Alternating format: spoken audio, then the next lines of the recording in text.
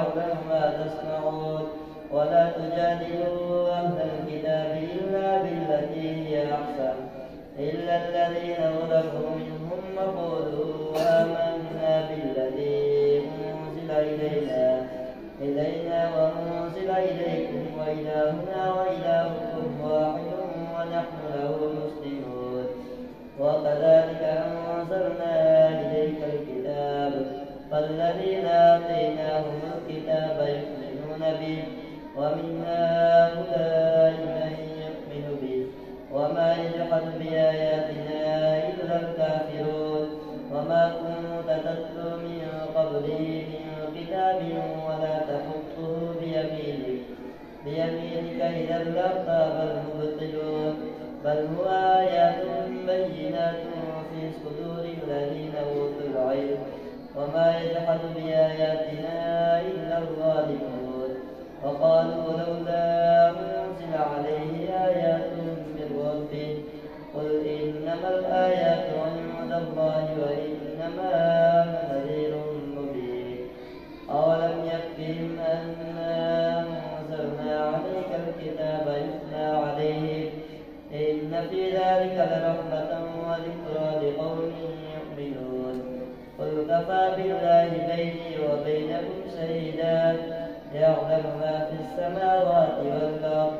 والذين آمنوا بالباطل وكفروا بالله أولئك هم الخاسرون ويستعجلونك بالعذاب ولولا أجل مسمى لجاءهم العذاب وليأتينهم بغتة وهم لا يشعرون يستعجلونك بالعذاب ولولا أجل مسمى لجاءهم العذاب وليأتينهم بغتة وهم لا يشعرون يستعجلونك بالعذاب وإن جهنم لمحيطة بالكافرين يوم يغشاهم العذاب من فوقهم ومن تحت أرجلهم ويقول ذوقوا ما كنتم تعملون يا عبادي الذين آمنوا إن أرضي واسعة فإياي فاعبدون كل نفس ذائقة الموت ثم إلينا ترجعون والذين آمنوا وعملوا الصالحات لنبوئنهم من الجنة غرفا تجري من تحتها الأنهار خالدين فيها نعم أجر العاملين الذين صبروا وعلى ربهم يتوكلون وكأين من دابة لا تحمل رزقها الله يرزقها وإياكم وهو السميع العليم ولئن سألتهم من خلق السماوات والأرض وسخر الشمس والقمر ليقولن الله فأنى يؤفكون الله يبسط الرزق لمن يشاء من عباده ويقدر له إن الله بكل شيء عليم ولئن سألتهم من نزل من السماء ماء فأحيا به الأرض من بعد موتها ليقولن الله قل الحمد لله بل أكثرهم لا يعقلون وما هذه الحياة الدنيا إلا لهو ولعب وإن الدار الآخرة لهي الحيوان لو كانوا يعلمون فإذا ركبوا في الفلك دعوا الله مخلصين له الدين فلما نجاهم إلى البر إذا هم يشركون ليكفروا بما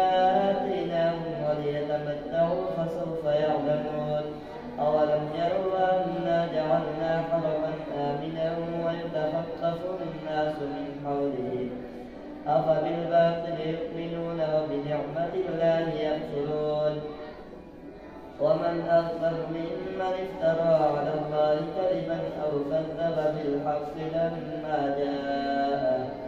أليس في جهنم مثوى للكافرين والذين جاهدوا فينا لنهدينهم سبلنا وإن الله لمع المحسنين ألف لام ميم غلبت الروم في أدنى الأرض وهم من بعد غلبهم سيغلبون في بضع سنين لله الأمر من قبل ومن بعد ويومئذ يفرح المؤمنون بنصر الله ينصر من يشاء وهو العزيز الرحيم وعد الله لا يخلف الله وعده ولكن أكثر الناس لا يعلمون يعلمون ظاهرا من الحياة الدنيا وهم عن الآخرة هم غافلون أولم يتفكروا في أنفسهم ما خلق الله السماوات والأرض وما بينهما إلا بالحق وأجل مسمى وإن كثيرا من الناس بلقاء ربهم لكافرون أولم يسيروا في الأرض فينظروا كيف كان عاقبة الذين من قبلهم كانوا أشد منهم قوة وآثاروا الأرض وعمروها أكثر مما عمروها وجاءتهم رسلهم بالبينات فما كان الله ليظلمهم ولكن كانوا أنفسهم يظلمون ثم كان عاقبة الذين أساءوا السوء أن كذبوا بآيات الله وكانوا بها يستهزئون الله يبدأ الخلق ثم يعيده ثم إليه ترجعون ويوم تقوم الساعة يبلس المجرمون ولم يكن لهم من شركائهم شفعاء وكانوا بشركائهم كافرين ويوم تقوم الساعة يومئذ يتفرقون فأما الذين آمنوا وعملوا الصالحات فهم في روضة يحبرون وأما الذين كفروا وكذبوا بآياتنا ولقاء الآخرة فأولئك في العذاب محضرون فسبحان الله حين تمسون وحين تصبحون وله الحمد في السماوات والأرض وعشيا وحين تظهرون يخرج الحي من الميت ويخرج الميت من الحي ويحيي الأرض بعد موتها وكذلك تخرجون ومن آياته أن خلقكم من تراب ثم إذا أنتم بشر تنتشرون ومن آياته أن خلق لكم من أنفسكم أزواجا لتسكنوا إليها وجعل بينكم مودة ورحمة إن في ذلك لآيات لقوم يتفكرون ومن آياته خلق السماوات والأرض واختلاف ألسنتكم وألوانكم إن في ذلك لآيات للعالمين ومن آياته منامكم بالليل والنهار وابتغاؤكم من فضله إن في ذلك لآيات لقوم يسمعون ومن آياته يريكم البرق خوفا وطمعا وينزل من السماء ماء فيحيي به الأرض بعد موتها إن في ذلك لآيات لقوم يعقلون ماء فيحيي به الأرض بعد موتها إن في ذلك لآيات لقوم يعقلون ومن آياته أن تقوم السماء والأرض بأمره ثم إذا دعاكم دعوة من الأرض إذا أنتم تخرجون وله من في السماوات والأرض كل له قانتون وهو الذي يبدأ الخلق ثم يعيده وهو أهون عليه وله المثل الأعلى في السماوات والأرض وهو العزيز الحكيم الله أكبر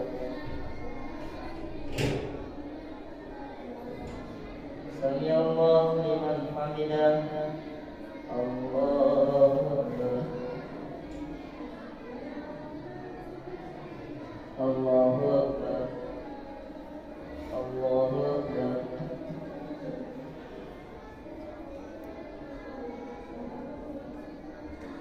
الله أكبر الحمد لله رب العالمين الرحمن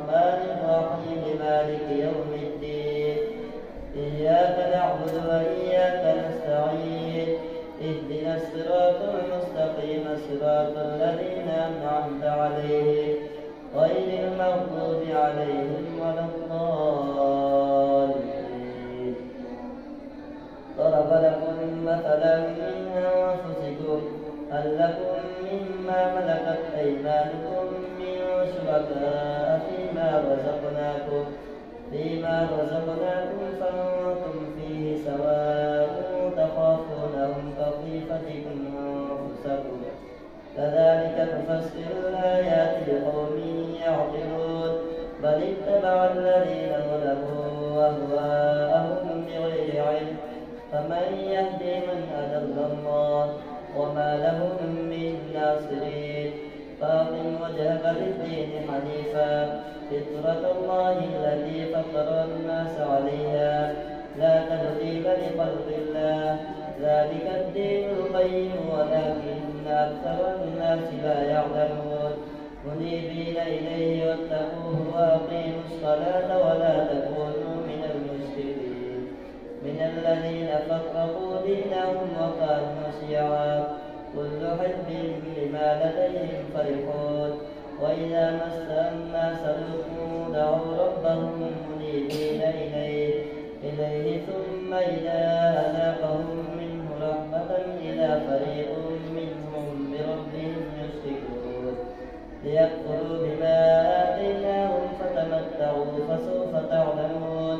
أم أنزلنا عليهم سلطانا فهو يتكلم بما كانوا به يشركون.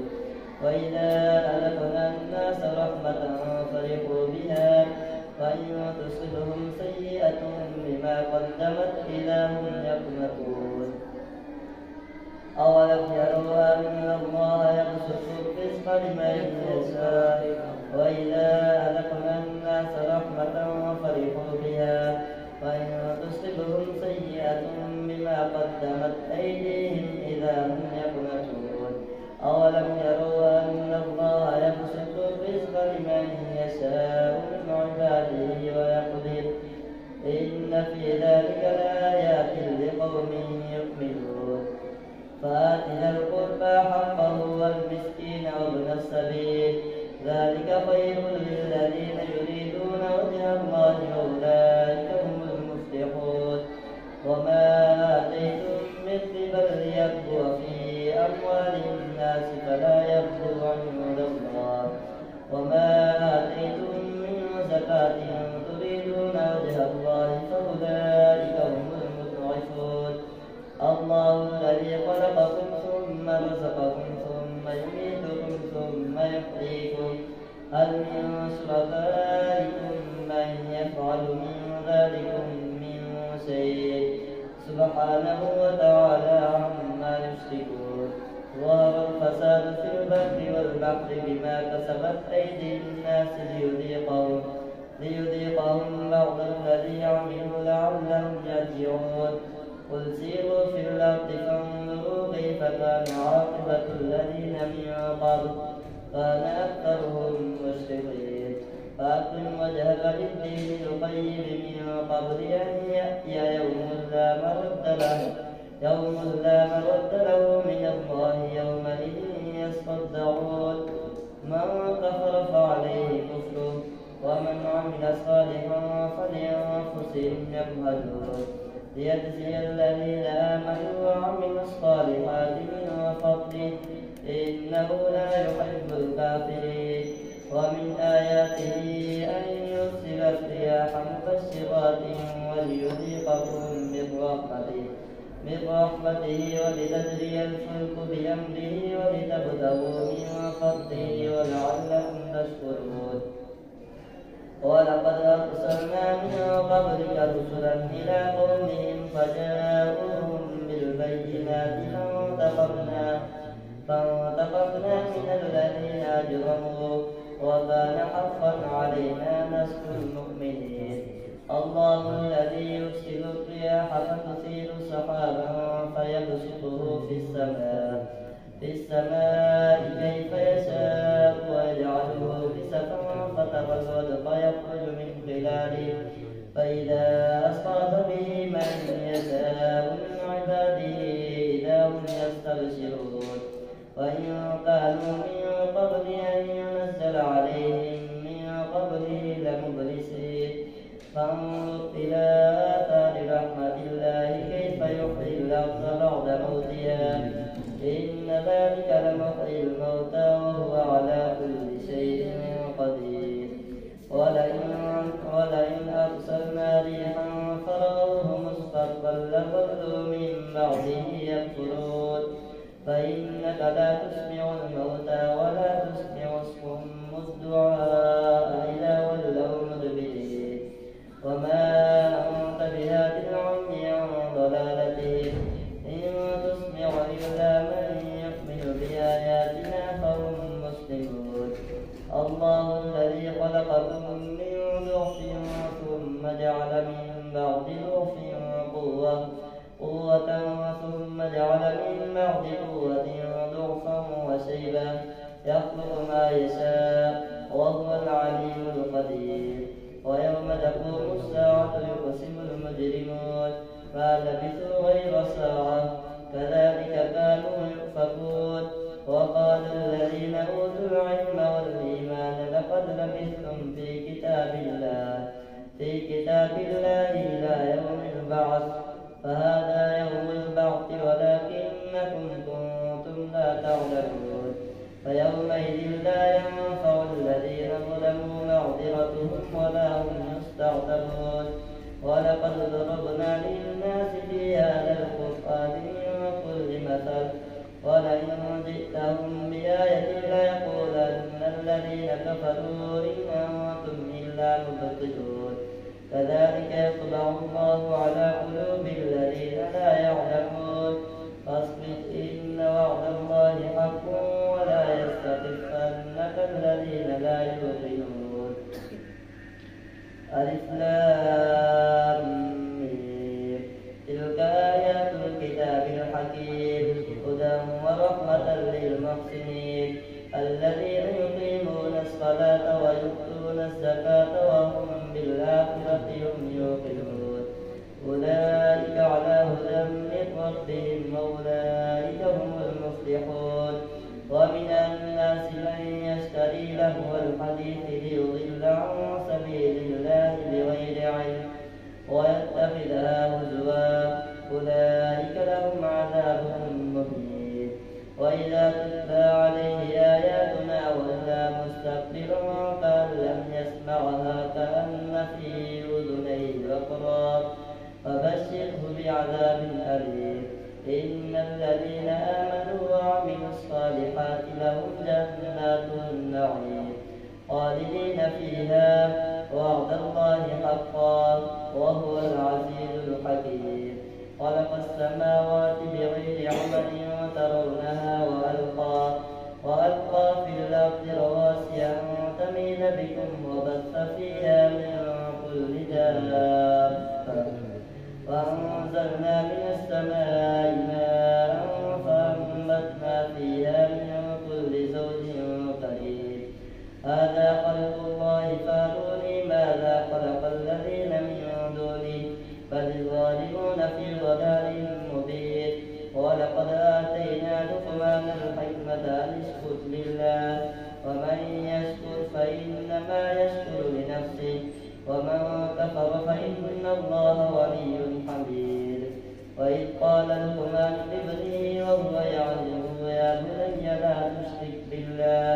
إن الشرك لظلم عظيم ووصينا الإنسان بوالديه حملته أمه وهنا على وهن وفصاله في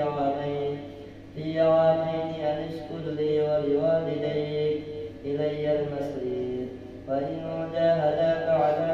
أن تشرك بي ما ليس لك به علم فلا تطعهما